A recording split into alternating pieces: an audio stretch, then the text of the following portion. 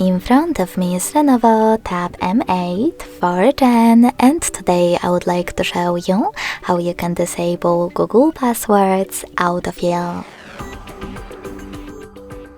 Begin by going into Devices Settings and scrolling all the way down to access Google section. Now select Autofill, Autofill with Google, and the switcher next to Use Autofill with Google.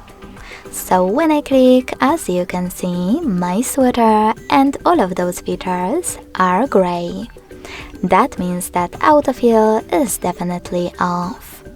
If you wish to switch it back on, click on the same, now gray switcher. Thanks so much for watching. If you enjoyed this video, don't forget to leave a like, comment and subscribe. Bye!